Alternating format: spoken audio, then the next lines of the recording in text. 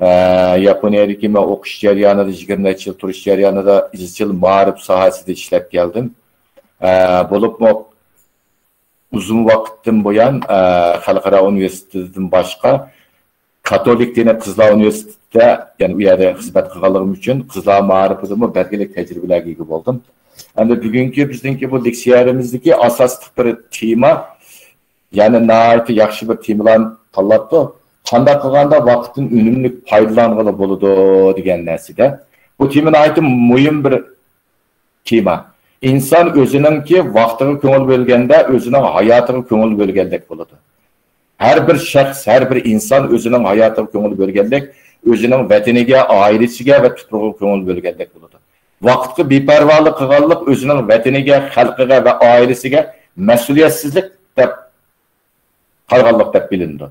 Bu yüzünden yaponlar o'zininki hayotdagi, ya'ni vaqt qarshi alayda bo'lib, bularning vaqt qarshi dunyoning hech qanday yeriga o'xshamaydi. Shuning uchun Yaponiya ma'rifida yetilgan odamlar boshqa davlatga berib xizmat qilgan vaqtda, ya'ni o'zininki xizmat tartibini faqat o'zgartmaydi. Ya'ni boshqa davlatdagilar uchun bu yaponlarning xizmat tartibi g'alati biladi. Masalan, men Turkiyaga kelib xizmat qilayotgan 2 yilgacha bo'ldi. Hozir mana men mushu o'tirgan ishxonamda oqshimi soat 12:01 da hatto ba'zida qonib qolaman. Cuma, shanba, yakshanba kunlari kelaman. Atigan kelib, atigan ketib boshlab qilganligim uchun bu yerdagi bu binoningki guvanligini saqlovchilar hayron qoladi. Bu binoda sizdan boshqa odam yo'q, dam olish kunlarida kelasiz deydi. Ammo yaponliklarning vaqt qarashi shunday. Yaponliklarning vaqt qarashida kundalik vaqt jadvali, haftalik vaqt jadvali, oylik vaqt jadvali, yillik vaqt jadvali, 2 yillik, 3 yillik şirketlarninki ve ma'rifda shunday vaqt jadvalida tuziladi. Shu vaqt jadvali bilan hayoti davom qilganlik uchun hayotdagi g'alaba qozonishi, bularninki ko'p qimmat yaratishi boshqa davlatdagilardan belgilik bo'ladi. Endi vaqt jihatdagi bularning qarashlarida qanday bo'ladi degan vaqtimizda har bir odamninki o'ziga xos bir vaqt jadvali bo'ladi. U vaqt jadvalida men garchi Turkiyada yashayapsam-mu, mana hozirgacha meningki vaqt jadvalim bor. Buni vaqt jadvalim orqali bu 2022-yildanki qaysi darslarni qanday vaqtida o'tish, bu yillik vaqt jadvalimning ichida kundalik vaqt jadvalim bor. Qaysi kuni soat qanchada bolalarga nimada haqida dars o'tish. Bu haqdagi narsalar. Bu Yaponiyadagi meningki yillik vaqt jadvalim, yillik vaqt jadvalimning ichida oylik, haftalik ve kunlik vaqt jadvalim bor. Hatta buningda kimlar bilan ko'rishib, soat qanchada nima deyishiman telefonda, darslarda qaysi mazmunlar o'tiladi, bolalarga qanday topshiriqlarni beramiz degan shaklda bu vaqt jadvalini kunlik, oylik, haftalik shaklda davom qilib boramiz. Vaqt jadvali tuzgan vaqtida hammadan muhim biz diqqat qiladigan yeri faqat ko'ngilchak bo'lmasligimiz kerak. Vaqt jadvali tuzib olgandan keyin sizning butkul hayotingiz, biz avval kundalik hayot nimamizdan boshlashimiz kerak. Vaqt jadvalimizdan eng muhim omil buningda faqat ko'ngilchak bo'lmasligingiz kerak. Sizning do'stingiz va yoki yaqin urug'-tuqqanlaringiz telefon urib, sizning vaqt jadvalingizda xizmat, o'rganishga o'rnashtirilgan vaqtlarda qahva, choy yoki mehmondorchilikqa sizni da'vat etgan vaqtda qat'iylik bilan buni rad qila olsangiz bo'ladi. Avval siz qarshi tarafdanki sizni choy, qahva va yoki sizning uyingizga ziyorat kelgan vaqtida 1 minut turing, men jadvalimga qarab boqay deb, jadvalingizga qarab shu vaqtning ichida sizning qanday o'rnashtirishingiz bor. Shu tariqada mangsangiz, siz ko'ngilchak bo'lmagan vaqtida kundalik vaqt jadvalingiz, haftalik vaqt jadvalingiz va oylik vaqt jadvalingiz bo'yicha hayotingizni davom qila olasiz. Ama vaqt jadvalini o'rnashtirib, u vaqt jadvalingizdagi bir tartibda xatolik ketgan vaqtingizda yillik hayot tartibingiz xato ketadi. Bu hayot tartibingizda vaqt jadvali qanday bo'lish kerak deganda, sizning bo'libmi bizning xonim qizlarninki, o'quvchilarning vaqt jadvalingiz sizningki maktabdagi hayotingiz bilan bog'lanishli bo'lish kerak. Soat qanchada kimning darsi bor, soat qanchada qanday bir konferanslar bor degan shaklda. Uyda yana bolalarni yo'ldoshining xizmatini qilayotgan onalardimi, bolalarni soat qanchada maktabga olib borish, qanchada futbol o'rgatish, piano o'rgatish, rasm darsiga olib borish deganlar hammasi vaqt jadvali bilan bo'lishi kerak. Bo'libmi uydagi xonim qizlar, ailesi var, balları var, hanım kızlarımız qanday qilish kerak degan vaqtida vaqt jadvali tuzgan vaqtimizda ballarning o'qishiga va o'zingizning vaqtdan unumli foydalanishingiz uchun vaqtingiz zich o'rinlashtirilgan vaqtda murakkab tomoqlarni ichishdan o'zingizni qochirishingiz kerak. Mesela biz Uyg'urlarning tomog'imiz nihoyat murakkab vaqt etidi. Bizning xonim qizlarimiz xemirdan tortib hammani özümüz hazırlamasak bo'lmaydi. Shuning uchun xonim qizlarningki buningga to'laydigan bedeli ko'p bo'ladi. Shunlashqa siz vaqt jadvalini, bolalarning vaqt jadvalini, oilaning vaqt jadvalini o'rnashtirgan vaqtda iloji bor vaqtingizga qarab turib murakkab tomoqlarni emas, oddiy tomoqlar bilan bolalarning o'rganishiga ko'proq vaqt ajratadigan bo'lishingiz kerak. Haftalik programmalaringizda buning bilan buning ichida bolalarni yakshanba kunliklarda nelarga opirish, kitapxonlarga opirib mutlaq Yaponlarning vaqt jadvalida mening bu Yaponiyadagi hayotimda mutlaq bolalarni kitapxonaga opirish, kutubxonaga opirish. Bu demirish kunlaridagi eng birinchi masala bo'ladi. Eng birinchi masala bo'ladi. Bu bolalarni qaysi kitaplarni oladi, qanday kitaplarni o'qiydi, undan keyin bu yangi chiqqan kitaplardan haftasiga qancha tane olib kirish kerak, bu yerda iqtisodiy meselemi bo'lganligi uchun mesela Yaponiyada kitaplarına ait qimmat bolalarning o'rganishiga foydali bo'lgan yangi kitaplarni biz kitapxonlardan olib bermasak, o yangi kitaplar 2 yildan keyin, 3 yildan keyin kutubxonlarga kiradi. Shuning uchun biz bolalarning hikoya va psixologiya, tan tarbiyaga oid kitaplarni kutubxonadan olib berib, o'qishiga munosabatli bo'lgan, tez suratda o'rganmasi bo'lmaydigan yeni kitaplarını elbette kitapxonadan erişimizge muhtaç bo'lamiz. Yani bizdeki hayat vaqt tejashdagi en önemli bo'lgan vaqtimiz yig'ib aytgan vaqtida kunlik, haftalik, oylik, yillik mushu tariqada mangsak biz vaqtni tutib chiqa olamiz. Yaponlar bu jihatdan nihoyatda önemli qaraydi. Masalan, do'stlar bilan uchrashish, tomoq yeyish, birisini yemekki davet etishda shunday faaliyetlerini özünün vaqt jadvaliga qarab turib 2 ay, 3 ay ilgari deydi. Mesela bizning Uyg'urlarda ketib yetibli ayatlikka tomoq yeb kelamdiq, qahva ichib kelamdiq. Bunday odatlar qat'iy mavjud emas bu yerda. Oldin avval sizga nima qilib siz bilan kelishib qo'yib, vaqt jadvaliga yezib o'tgandan keyin uni soat qanchadan qanchagacha, masalan soat 3dan keyin 3dan 4gacha Mustafa bilan ben bir yerde İstanbul'daki bir yerde kahvexonada kahve içimen. Vaqtınız 3'ten 4 kişiyle aralıkta buluş gerek. Bunun işip ketmesi gerek. Bunun işip ketse günlük vaqt jadvalinizdagi ikinci programınızga ta'sir etadi. Anın vaqtni o'tishga vaqtida qarshi tarafdagi vaqtga rioya qiladigan do'stlarimiz bilan ko'proq hamkorlashishingiz kerak. Masalan, bizningki Uyg'urlarimiz ko'pinchimiz ko'ngilchak bo'lganligimiz uchun kahvexonaga kelib saqlab o'tirsaqmi 20 daqiqa 30 daqiqadan keladi. Siz tunji qatam bunday uchrashishlarda do'stingizni bu saqlab turish, yarım saat 40 minut saqlab turishda ko'ngilchaklik qilsangiz, do'stingiz ikkinchi qatimda sizni 2 soat saqlatadi. Saat 3 degan vaqtida ish bitgasi 5 daqiqa, balki trafik bo'lgan bo'lishi mumkin, balki boshqa masala 5 daqiqani 10 daqiqa saqlaysiz. Undan keyin kelar qatim ko'rishamiz. Allohga omonat bo'ling deb ko'ngilchaklik qilmay, mesaj yetib ketarsangiz, vaqt jihatdagi jadvalingizni unutib ketalaysiz. Bu nihoyat önemli bir program. İkinciden oilalarda program tuzgan vaqtda, vaqt jadvali tuzgan vaqtda ko'ngilchak bo'lmasligingiz kerak. Yuqorida buni ta'kidlab o'tdim. Uyingizga keladigan tuyuqsiz mehmonlarni, ya'ni siz balangizning o'qishini önemli birinchi o'ringa qo'yamsiz yoki mehmon kutishnimi degandan buning ikkini birini tanlashingiz kerak. Qarshi tarafdagi mehmonga bugun bolalarimning darsi bordi. Bu soatlarda men mehmon kutolmayman. Kelarki bir vaqtda, mushu vaqtlarda siz bilan ko'rishsak qanday bo'ladi degan taklifni bersangiz, do'stingizga bu o'zingizning bir samimiy yordami bo'ladi. Qarshi taraf bu sizningki bu qoidalar bilan ketayotganingizdan dastlabda ranjigandek his qilsa-mu, ikkinchi qatam bu nimaga yaxshi odat deb o'ziga qabul qila oladi. Men Yaponiyaga yangi kelgan vaqtimda Yaponlarning bu nimalari qarab, nihoyat adingachiligi yo'q ekan bularningki. nima degan bu, nima odamlarga insonlarga bo'lgan munosabatda nima degan qo'pollik degan. Bara shularning ichida muhiti yashash orqali buni ko'rib ketsangiz, bu nihoyatda vaqtdan unumli foydalana olasiz.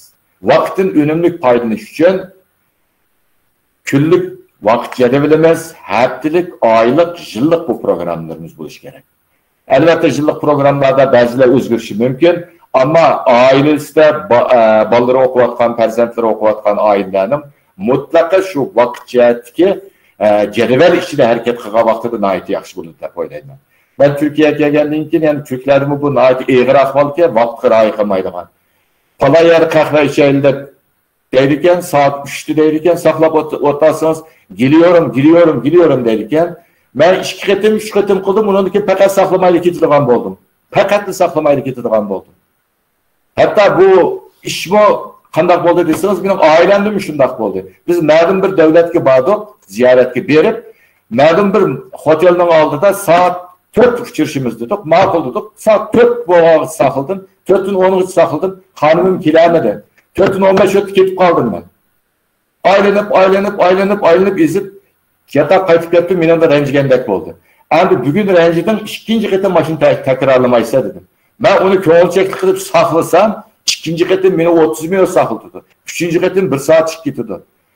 Köngülçeklik bilen ben vaktimle hemen esnenim kılımı. Köngülçek olmasınız ne? Tabii ki balalarınızga, ailengizga söygünüz ne, hürmetiniz ne, bunu sadakatliginiz ne, köyümçalığınızı bildirsiz. Ama vaqt meselesi kelgan vaqtida nayta rahimsiz bo'lishingіз kerak. Çünkü vaqt demek hayat demek. Vaqtingizni g'oyib etdingiz, bu ömrimizni g'oyib etdik degan bo'ladi. Hem bizdinki balalarimizga, biz bilan birga yashayotgan mangulik hamrohimizga ziyonkashlik qilgan bo'lamiz. Ularni shu shaklda davom qiladi. Ondan bu hayat formalarimiz qalaymiqallashib, kichik bir vatanimiz bo'lgan ailemizga o'zimizdan bo'lgan mas'uliyati, bolalarimizni mushu shaklda davom qilib hayotini o'tkazishga to'g'ri keladi. Uchrashishlarda yaponlarninki vaqtiyati qanday bo'ladi desangiz, masalan men Mehmet ismli bir odam bilan uchrashmoqchi, u mendan cho'ng yoshda, albatta 10 daqiqa, hatto 15 daqiqa baldur berib uni saqlab turaman. Bu uni kutganligim, uni saqlaganlim, uning bo'lganiga hurmatim. Yani baldur berib saqlab turishning o'zi bir hurmat va ehtirom deb hisoblanadi. Vaqtiyatni qutqa vaqtimizda qanday qilamiz deganda, yolg'iz o formulalarni tuzib qo'ymasdan, hatto bizningki kitap o'qish odatlarimizda metro, poyezd, avtobuslarda har qanday odamningki so'mkisining ichida mutlaq kitap bo'ladi. Kitap ochidi, kitapni o'qiydi. Masalan, o'qib bo'lmagan kitaplarimizni poyezd ichida, avtobuslarda yoki do'stimizni saqlag'ili qahvaxonaga bordik, 15 minut baldur berib qoldik. U yerda kitap o'qish orqali do'stimizni saqlab turamiz. Shuning uchun yaponlar vaqtiyatni unumli foydalanganligi uchun ularning qatnash vositalarida aeroplan, poyezd, metro, avtobus degandeklar minut emas daqiqa kechikmaydi. Vaqtida keladi, vaqtida ketadi. Maktablarda o'qituvchilardan o'quvchilar eng az deganda 5 minut avval kirib, sinfda o'tirib bo'ldi. Men Turkiyada buni hozir bizning fakultetdagi bolalarning dastlabki ranjida 5 minut burun mendan sinf kirib bo'lamisiz? Darsim qatnashmang deyman. Bu bizningki shu Yaponiyadan kelgan o'qituvchilar bilan birlikda bu qurollarni, biz bu usullarni Türkiye'deki bosh maktablarda qo'llanganligimiz uchun bu nihoyat unum berdi. Bolalar dastlabda ranjigandek bo'lgan bilan keyin nihoyat yaxshi bo'ldi deydigan bo'ldi. Hatto bolalarni vaqtdan muvofiq foydalanish uchun hozir mutlaqo ingliz tili adabiyoti va yapon adabiyotida o'qiyotgan bolalarning mutlaq hammasi bir bola oyda bir parcha kitobni o'qib, u kitap haqida o'zining ta'sirotini yozadi, butun bolalarning oldida so'zlaydi. İkinci ayı kelganda yangi bir kitaptan birini tanlab beramiz, shu kitap shaklida bo'ladi. Bolalarning vaqtiyatga ko'z qaratishini mushu Yaponiyadagi qoidalar bilan uyg'unlashtirish orqali biz 6 ay 1 yil bular bilan nihoyat qattiq jang qildik. Jang qilish orqali bularningki vaqtiyatni yaponlarning foydalanish bu narsalarni %100 bo'lmagan taqdirda hozir %40% Türk o'quvchilar buni o'ziga nima qildi, mujassamladi. Vaqtiyatdagi yaponlarning foydalanishi mushundaqda. Shuning uchun bu davlatning iqtisodi bu nihoyat yuksalgan. Yaponlarning vaqtiyatdan foydalanish bu eni o'zining jo'grafiyasi, tarixi, ve hava klimati iklimiga bağlılık. Mesela Yaponiyada tabii afetler köp buludu. Dihonlar vaqtida dihonchilik qilayotgan odamlar, bog'vallar vaqtida mo'l usullarni yilib, har bir ishni kundalik ishini vaqtida qilmasa, bo'ron chopqin, tayfun, bo'ron ofatlar ko'p bo'lganligi uchun tabiiy ofatlar sababidan bularning mo'l usulichi ofat uchraydi. Shuningga vaqt jihatdagi bu nimalarga butkul davlatning ma'murlaridan tortib o'quvchilargacha hammasi nayda amal qiladi. Ben Türkiye'deki mekteplerge nayet hayran kaldım. Tazlık işçileri var bizim mekteplerde. Hatta benim işhanemde tazlık işçileri kırp tazlap koydu. Mekteplerden tazlık. Yaponiye'de tazlık işçileri bulmaydı. Okuvcular özleri tazlaydı. Hatta tuvaletten tartıp okuvcular gruplar boyunca tazlaydı. Her adam mektepten müdirden tartıp, okutkucu okuvculardan tartıp, baldur kilip, mektepten içi, mektepten sırtıdaki özgü təvə boğan rayonlarını 20 minutdan 30 minut kişi tazlık edip vardı. Yani saat 9'da iş başlamakçı olsa 8 yerinde mutlaka biz üstü bopuluş gerek. Part-time dep koydu Yaponiyada. Hizmetin sırt işleydiğen, saat işleydiğenler restoran, aşxanda işleydiğenler 8'de işleydiğen adam 7 yerinde kilip işini başlayıp buluş gerek. 5 yerinde düşürdüğen adam işten 6'da düşürdü, yarım saat. Siz bu şirketke ya işlevatkan yerge 1 saat özünüzün oşuk vaktini kıp verirsiniz. Normalde bankalar etigen saat 9'dan tartıp 3 kişileri de bizip koydu. 8 yerinde hizmet başlaydı. 3'te bankanın sırtındaki işleri takalığın bilen ama bankanın içindeki adamlar 8 yerim 9 gece bu işlerini devamlaştırdı. Yani Japonya'daki bunda bir gap var. Görevlisi var. Hizmeti boğan adamın ailesi olmaydı deydi. Hizmeti boğan adamın ailesi olmaydı deydi. Bu digerlik ne mi o digerlikiniz? Yani hizmetinki ünümü yaxşı kılış için ailenizde mi bakıra köngül bilişiniz gerek deydi. Yaponlarning vaqt jihatdagi ko'z qarashi ajoyib o'zgacha. Sizga bir misolni aytsam, Yaponiyada erlarninki jasorati, fidokorligi ayollardan 2 qat bo'ladi. Chunki erlar at deganda Yaponlarning an'anaviy odatida bolalar o'rnidan turib at deganlik tomoq yapmoqchi dada somkisini ilib uydan chiqib bo'lish kerak. Vallahi uyg'onib uy qaragan vaqtida dadasi bo'lmagan vaqtida dadam nima degan tirishgan odam bizdan sahar ketib bizning oilamiz uchun mujodala qilib yetibdi deydigan bolalarga g'ayrat jasorat ato qiladigan bir jushqin iroda berdi. Ondan anasimi tomoq ustida dadanglar sizlar uchun shunday qilishyotdi mana sahar ketdi degan o fikrni bolalarning qalbisiga qo'yib qo'ydi. Bolalarning yana bir bularningki an'anaviy odatlarda bolalar akşam uxlab qo'ygandan keyin dada uyga keladi. Biz uxlab qo'yg'ancha orliqda dadam kelmedi. Dadam kechilab ishlaydigan yomon jasoratli odam keldi. Chunki bolalarning farzandlarning birinchi o'qituvchisi ona va ota bo'lganligi uchun ular har tarafdan bolalarning ko'z oldida ulgu bo'lganligi uchun Yaponiyadagi bolalarni ota-ona qarab nayt jasoratli bo'ladi. Mesela Japoniyadagi onalarning ben Turkiyada mana buni ta'kidlayman o'quvchilarga. Sizning orzuyingiz nima deb Turkiyadagi o'quvchilarimdan master, doktorlik o'quvchilardan so'rasak, ben bir akademisyen bo'lishni o'ylayman. Ya davlat ma'muri bo'lishni o'ylayman. Yoki bir tadqiqotchi bo'lishni o'ylayman. Yoki bir siyosiy partiyada xizmat qilishni o'ylayman deydi. Yaponiyalik xonim bir qiz valdan so'rasangiz, men kelgusida bir yaxshi ona bo'lishni o'ylayman deydi. Yani bu yerdeki ilavatkan, ma'rifdan ilavatkan, o'ziga ilavatkan bilimni qandaqdir bir akademisyen emas, kelgusida men bir ona bo'lsam, mushu vatanim uchun, mushu davlatim uchun yaramli farzandlarni tarbiyalayman degan bir ong shakllanib bo'lganligi uchun ulardagi ma'rifda qizlarning jasorati, fidokorligi ajoyib bo'ladi. Qarmoqda Yaponlarningki ayollari qarasangiz, nihoyatda rohat ichida yashayotgan bilan ameliyatda ishlayotgan erlardan ayollarning yuki ikkasi bo'ladi. Chunki normalda Yaponiyada xonim qizlar bütün mashinlarni xonim qizlar qo'llanadi. Bolalarni yasliga apirish, yaslidan akilish, bolalarni maktabga apirish, bolalarningki o'xshamagan o'zining qiziqishiga oid rasm, futbol kurslariga apirishdek shundaq nimalarning hammasini onalar bejirdi. Analar bularning tomoqlarini azgilash, analarningki yuki vazifasi 2 qat bo'ladi erlardan. Amaliyotda ular uyda rahat o'tirgan bilan ularning bolalarga kitob o'qib berish, kutubxonaga apirish, butkul vazifa bolalarning tarbiyalanishi onaga bog'liq bo'lganligi uchun analarınki cesareti, fidakarlığı bunun da erlerden 2 kat boludu. Erler fakat yakshanba ve şenbe günü demiriş boğan günleri de vallahi bilen aile bilen birigi boludu. Kağa vakitin özüde analar özlü vallaha fidakarlık gözüdü. Canlıq misaldan birini alsam, benim bir savadışım boluduğum Koreya tillerini tadqiq qiladigan. İkimiz bir işxonada, bir fakultetda ishlaymiz. Doktorluqni birga tugatdik.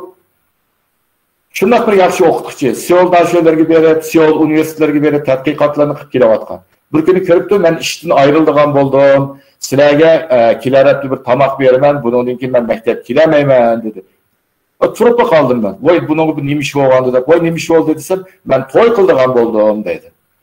Men shuning bilan uningga dedim, sen hozirgacha shunday bir doktorlik o'qib, shunday tadqiqotlarni ilib berib, endi bir maktabda o'qituvchi bo'lib, shunday nima qilayotgan vaqtingda bundan voz kechib, endi uyda bolalar qarsan qanday bo'ladi desam, yo'q, men shunday qo'shal. Men doktorligimni bir akademisyen, bir professor, bir tadqiqotchi bo'lish uchun emas, kelgusida güzel bir evlatlarını terbiyeleş için okudum. Şunun için ben toy kılgandan keyin hizmet kilemeymen, ailemde bulumen. Ben bu doktorluğumda okuşum, ailem ve kelgüsüdeki evlatlarım için depti. Ben üzerime bir xil olup kaldım. Yani çünkü o vaxtda ben Uygurca fikrim bilen, Uygurca kallam bilen, onun bilen söhbetleştim. Hazır mı naitti, 4 perzentini çoğun kılıp, naitti yaramlık adamlarını, balları, yakşı yerlerde okup, yakşı hizmetlerini kılıvatıdı. Yapılarının vakit cihetki mağrıplı boğan göz karışı umum cihetini etkanda köngülçeklik yok burada. Yani köngülçeklik kılmaydı. Vakit cihetiyle, küllük vakit cihetiyle, haftalık, aylık diyen şekilde mutlaka kolunuzda müştah bir dertler buluşunuz gerek. Bu dertler somkınızda buluş gerek. Açsız, Fatime telefonu orada, çarşamba günü bir kahve içemdik. Çarşamba günü cihetiyle karayısız. Balanızın işi var. Bunun da naiti bir yıl içinde siz naiti rahimsizlerce dostunuzunki, uruk tuqqanlarınızınki sizden vakit cedebelinizge uygun kelmeydiğen fikir taleplerini rəqq ütəligen vakitte ikincili galbilik şekilde muş vakit içinde bağalaysınız. Yapılarının vakit cihetiki göz kararışları mişinçlik toplulup otay.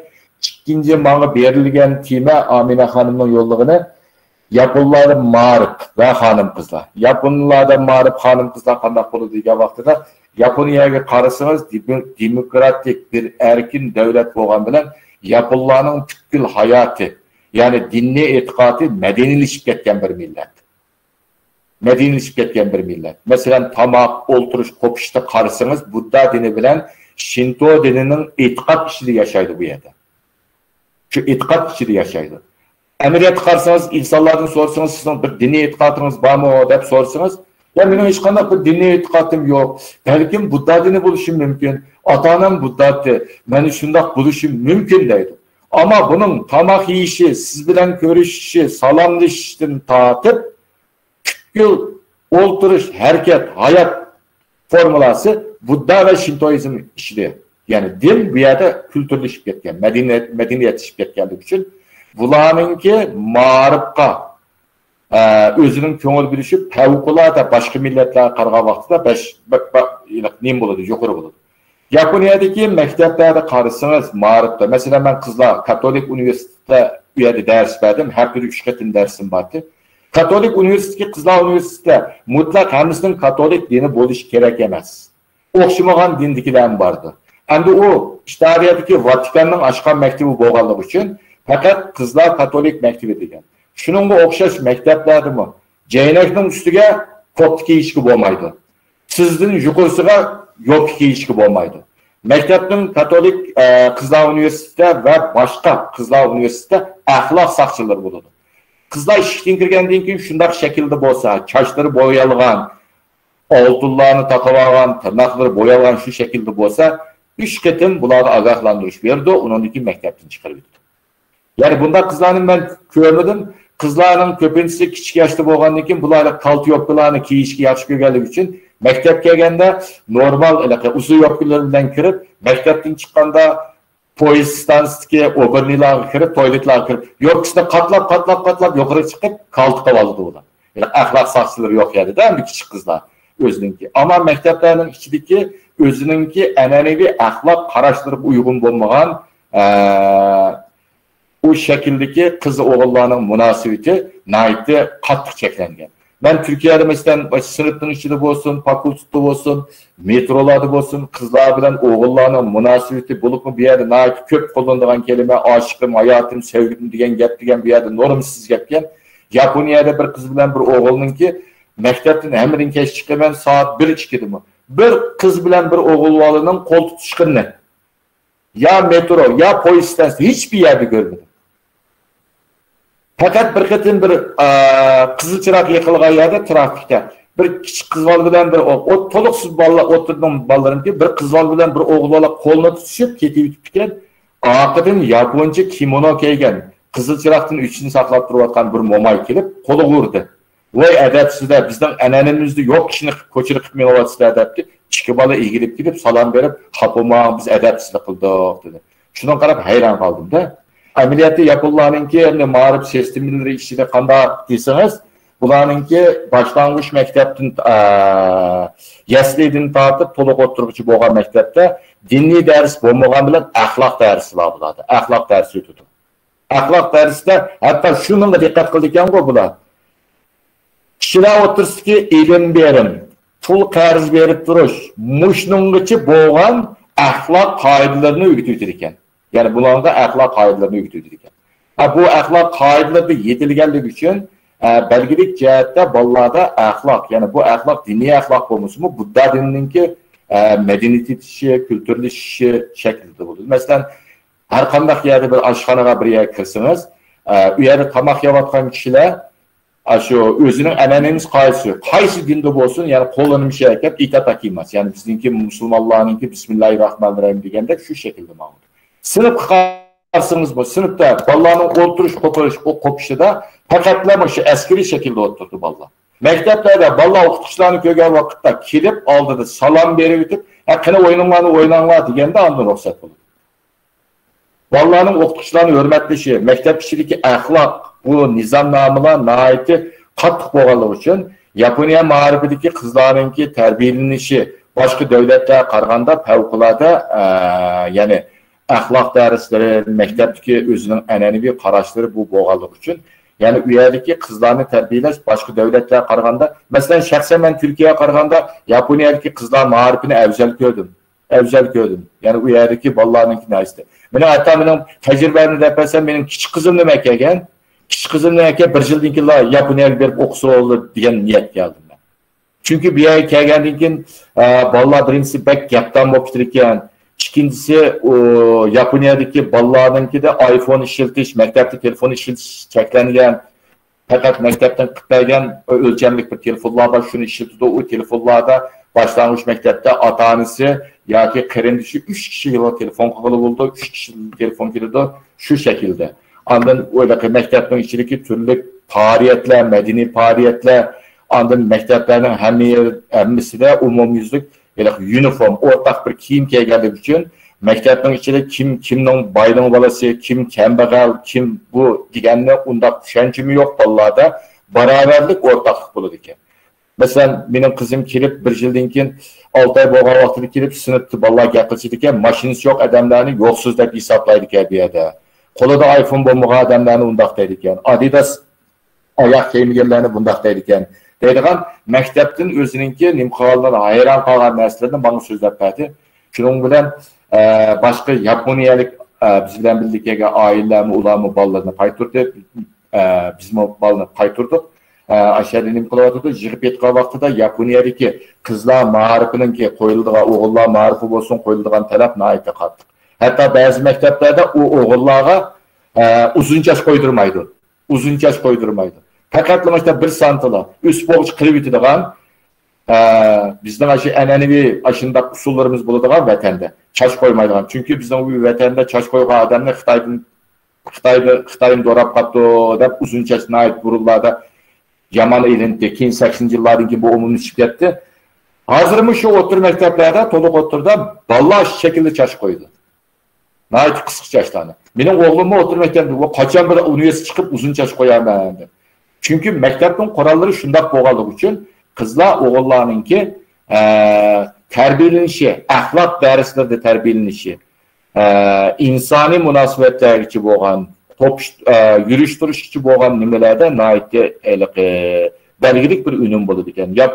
Yaponiya bilan Myanmani selishtirsak, masalan, Türkiye'de kızlarınki çıkıp almak oturduğu işi bek eğer işken bu. Televizorda mı şundakken bu Yaponia'da naydı ahlaksızlık hesaplanırdı. Karşı tarafını fakat kölge ilmi alıp bulup mu kızlar şundakka vaxtıda naydı edepsiz terbiye görmeyen kız gelen değildi.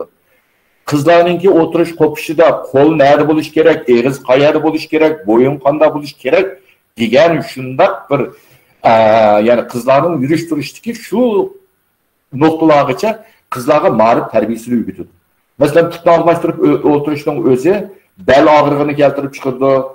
Umurtqalarınki soňak üsüp kaladigan, müşendak beden insan vücut boladigan soňak ağrıqlaryny keltirip çıkırdı deydigan ularda bir derslikler boğaldık için ballar bununla bek dikkat kıldı. Ballar bununla dikkat kıldı. Hatta meniki ayran kalgıdım bana azı Türkiye'de sizler bunun birisler tizdin töven yok kiydigan, geynektin təskiçi boğan, köňle kiydigan asas şertin hem de bu elbette bir yerki Müslüman kızlarını hesap kalmaganda kağaları bekneyin bolup ketken de, öyle garipleşip ketken. Yaponiyada sırttan karşısınız demokratik bir devlet, erkinlik işine ketip atkan bir devlet ama özünün enenisini marifıqı sındırıp etken bir devlet. Bütün dünyadaki marifı karaydıgan bolsunuz 9. ayda başlandı, 6. ayda ahırlaşıdı. Yaponiyada undaq iş yok. Japoniyada bütün mektepler 3. ayının 20'sinden 25'igacha mektep bitiriş. Mana maş ay. 20'sinden 25'igacha mektep bitiriş tugaydi. 4. ayının 5'i 6'sından tartıp yeniden mevsim başlandı.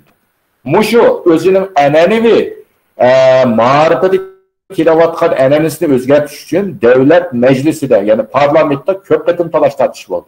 Parlament talaş tartışıp bulup fakat bir mektepnin özgertaydı degan talabını koyuptu.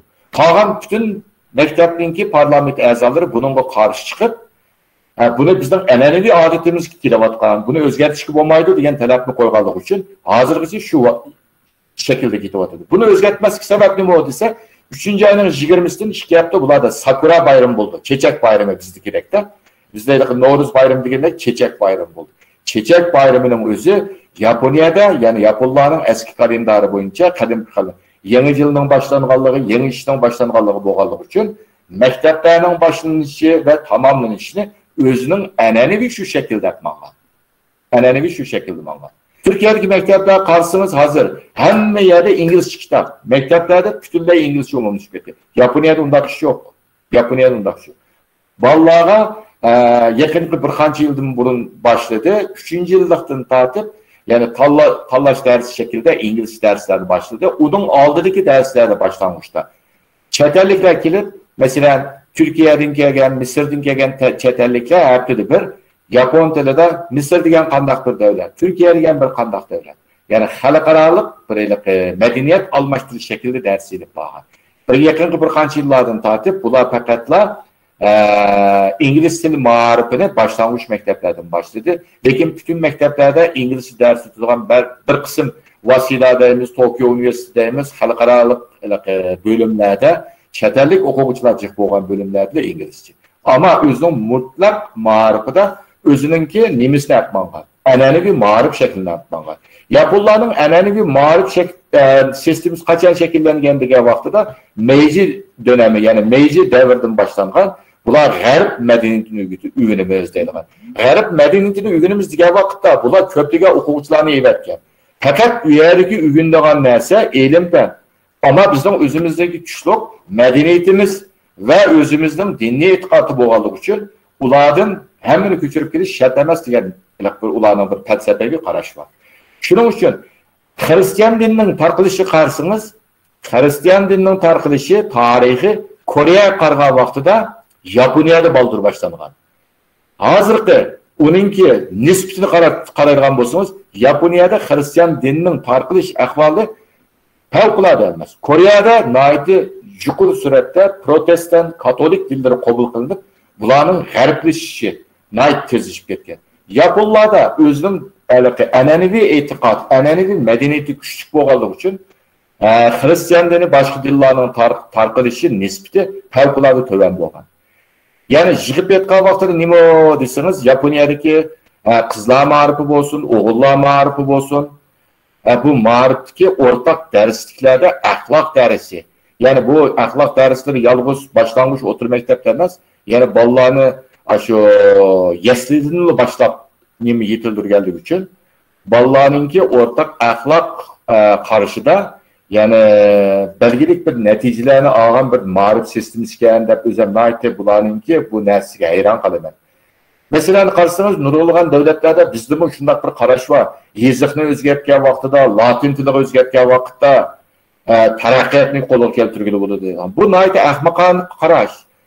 Mesela Türkiye'de Cumhuriyeti qaraydigan bo'lsangiz, Osmanlı davridagi yezikni o'zgartdi. Yani Arap elifbasi asosiy yezigidagi bizdagi yezikni o'zgartdi, latin yezigi o'zgartdi. Cumhuriyetning 23'ten tortib hozirgacha taraqqiyot nagacha bo'ldi? Yana o'xshash 2816.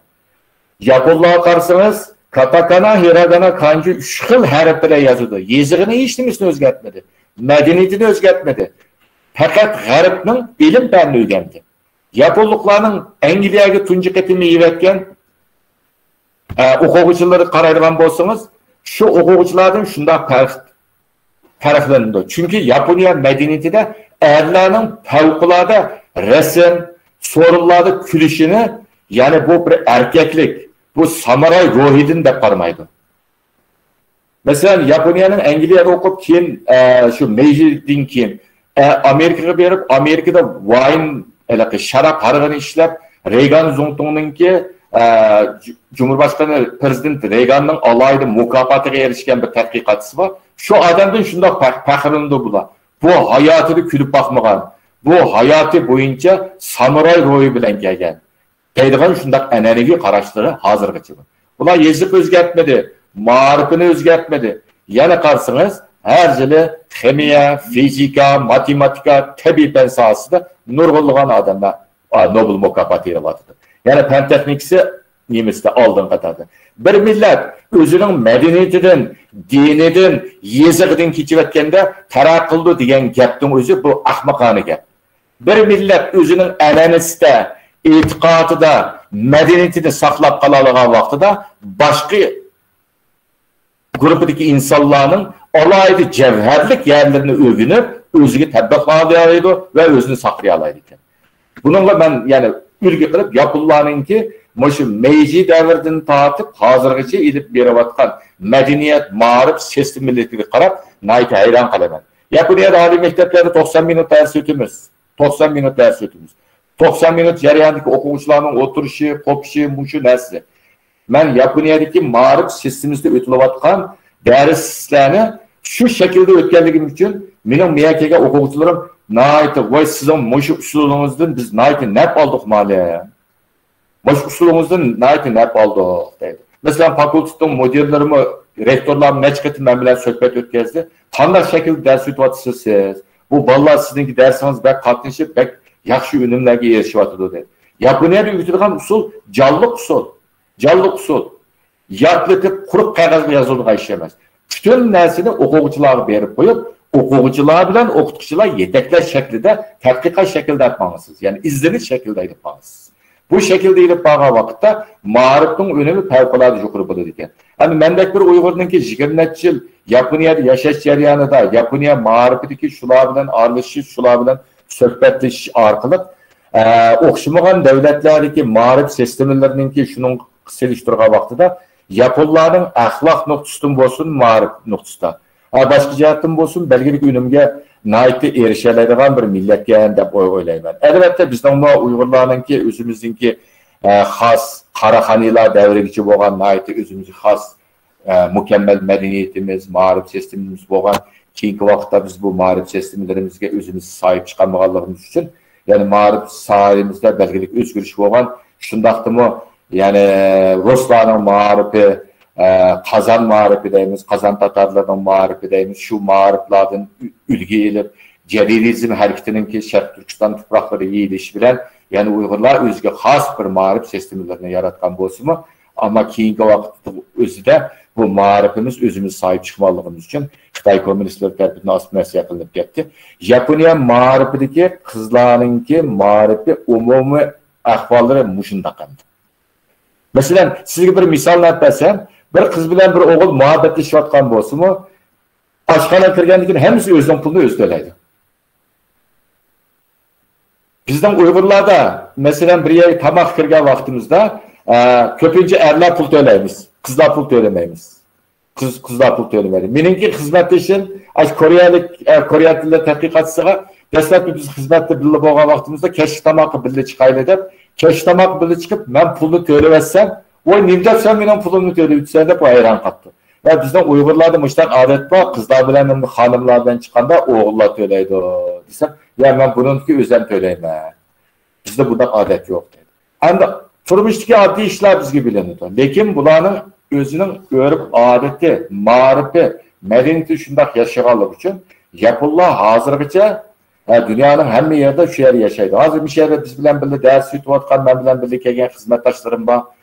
Ya'ni shularning vaqt jihatiga qarashi, xizmat, hamma jihatga Yaponiyadagi ma'rif sistem bilan o'xshash ketyapti. Çanakkale 18 Mart Üniversitesi'de ben bir yıl durdum, aş üniversitede. Aş üniversiteninki Yapon eğitim bölümü, yani Yapon Dil Fakültesi, Yaponlar özü kurgan fakültet. O paketla o kurulgan fakültet Çanakkale 18 Mart işidi olgan bilen üniversitenin işidi. Onun içinde hizmet kıldıqanlar, memurlardan başkası hemisi Yaponluklar. Sistemi Yaponluklar boğalığı için o mektepninki Yapon Dil Fakültesi Avrupa boyunca birinci.